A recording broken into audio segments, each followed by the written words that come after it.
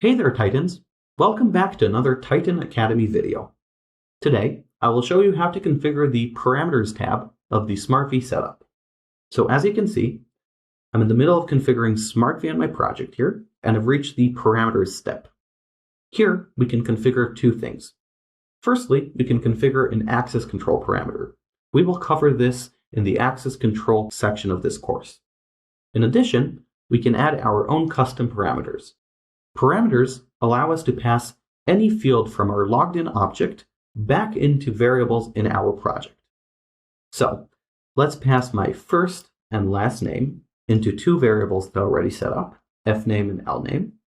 And I also want to pass my email, but I don't have a variable for it yet. So I can create a new variable, call it email, and pass my logged-in user's email into this variable.